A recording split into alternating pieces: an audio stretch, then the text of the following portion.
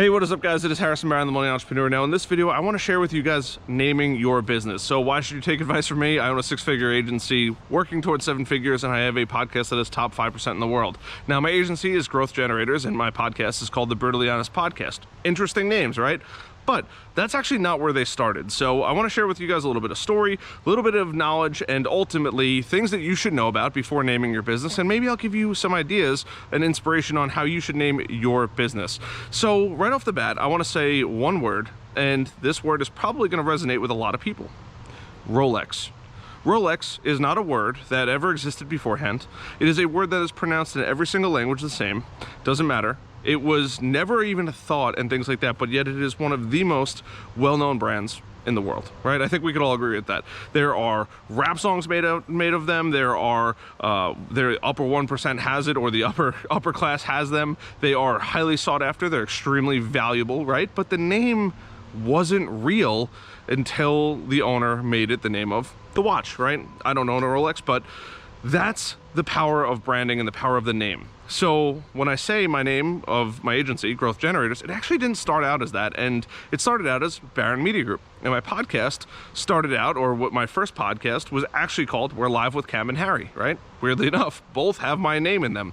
And after talking to several mergers and acquisitions people and business people and all that kind of stuff, I came to the conclusion that having my name in there wasn't necessarily going to hurt it, but it was eventually going to restrict me from selling my business. Now, I've never thought about selling either one of my businesses. However, it's something that I wanted to consider early on. So the name of the business right off the bat, I don't think officially matters. However, the more catchy and appealing you can have it, the easier it will be to sell it down the road. So if you're not sure about the name of your business, like I wasn't years ago, I just named it Barron Media Group.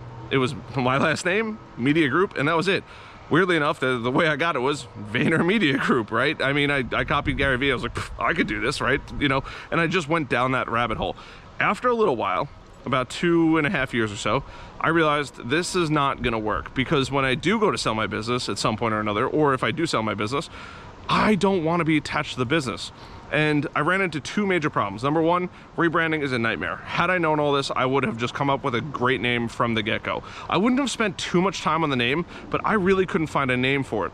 And the second thing is people always want to talk to me, and I don't want to run a business where I am the core of the business. That's not a business that I want to run. I want to run a business where I have employees, where I have a well-oiled machine, and it just cranks through people's SEO and things like that, and what we do, building websites and all that kind of stuff. That's what I want it to be. I don't want it to be where people are calling me and harassing me all the time. Who wants to deal with that? That's not the whole point of business. So the way I look at it is, if you are going to name your business and you don't plan on getting to 6 figures or 7 figures or 8 figures, put your name in it. Who cares? If you can't come up with something else, put your name in it. It doesn't really matter. The name of the business is just for basically a way for people to find you, right? Make sure it's unique enough for people to find you. Now, on the flip side of things, does the business name matter, and can it help? Well, I knew that it could potentially hurt my resale value because 1, it has my name in it, and 2, it's really not like friendly and gravitating. Now, if you look at the vast majority of brands out there, most of them don't have names in them. Now, there are the exceptions. You got P.F. Chang's, you know, you got Warby Parker, I believe is somebody's name. You have Chase, like Chase Morgan. Those were after bankers, right? There are the exceptions to the rule. However, the vast majority of it is not that. The vast majority of it is cool and interesting names. Applebee's, right? You have Buffalo Wild Wings. You have I mean, there's a million. Staples. You have all of these interesting names. Staples is a great one. Office Max, another great one. And the reason why they're great is because they tell you what they're doing with their name, which is something that I want you to think about when you're going to name your business. Now, I came up with Growth Generators because Growth Generators was something super catchy. It was interesting, and it told people what we did. And for me, that was incredibly valuable, because most people, when they hear it, they're like, oh, Growth Generators, what do you do? Right? And you probably grow something, right? What do you grow? Okay, I grow businesses. Oh, I get it. The problem that I was running into with Barron Media Group is, what kind of media do you do? Do you do video? Do you do photos? Do you do websites? Do you do TikToks, social media? all of these different questions followed it. So when I tell people like, hey, if you're thinking about naming your business, or however you decide to name your business, think about what it's associated with. So I did Barron Media Group. It was related to media. Now, had I known I was going to do websites and SEO, I probably would have been, I probably wouldn't have gone with my name. I would have came up with something a little different. It may or may not have had my name, but I'm glad I did change it eventually. Now, I know that was a nightmare of a process, and I'm still in the process of going through that completely with forwarding emails and redirecting the website, and should we leave up the old website and things like that. Yeah, those are things and struggles that I have all the time.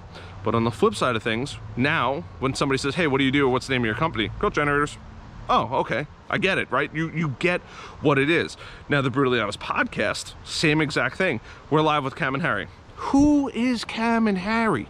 We're nobodies. We're two kids that grew up in Bayport, right? That's nothing. After that podcast ended, I started up my own podcast, and I actually asked one of my fraternity brothers, and I said, I'm looking for names for my podcast. This is what we're gonna do. We're probably gonna go out, hang out, maybe have a couple drinks, and just talk about business. He goes, dude, he's like, you're probably the most, aggressive person when it comes to questioning things like that. Why not the Brutally Honest podcast? You're going to ask people brutally honest questions that are going to make them incredibly uncomfortable and make them open up. And I said, that is a brilliant name. So shout out to my buddy Anthony for giving me that idea, but that's where that name came from. So the association of, oh, the Brutally Honest podcast, that's really interesting. What do you do? Why is it the Brutally Honest podcast, right? And that immediately strikes up the name, instead of, Shark Tank is cool and things like that, but like, there's so many names out there that you might not think of that could totally change the way people perceive you. And that's really what I'm trying to get at, is the name of your business doesn't necessarily matter, but if you can convey a message in the title of your business and things like that, it is going to help your branding. It is going to help your image. It is going to help people psychologically relate what you do to how you do it and things like that. And that's really where you're going to thrive. So I even have my personal website that I've kept the Barron logo on, which is, harrisonbarron.com, and I'm branding that as me, right? There is no brand behind that. It is my website, right? We have the Millennial Entrepreneur, Harrison Barron, right? It's my name. That is all me. Do I ever plan on getting rid of this YouTube channel or my personal website? No, I literally never plan on doing that. I'm thoroughly committed for years and years and years to come that this will be my website. But I do maybe plan on selling my business one day or another down the road, right? That's definitely an option. Now, if I don't sell it, I have a great name. I'm super happy with it. I really fell in love with my name. But if I do sell it, now it's not just me. People aren't gonna ask for me, right? And there's this, hey, it's this brand. It's not one person, right? The problem that I really ran into with Barron Media Group was, oh, it just must be you, right? It must be a side project. And then when I told them, hey, I had employees and, then we're growing and things like that, they were kind of caught off guard. But then now that we're rebranded as Growth Generators, people are like, oh, it's a business. Like, that's a business, right? So these are all things that I came across and I figured out and I learned and felt along this whole process of rebranding and coming up with these different names and things like that. So whatever you choose to name your brand or your business, name it either after two things. One, if you plan to keep it small, using your name is great, because if you are the brand, right? That's the best way to do it.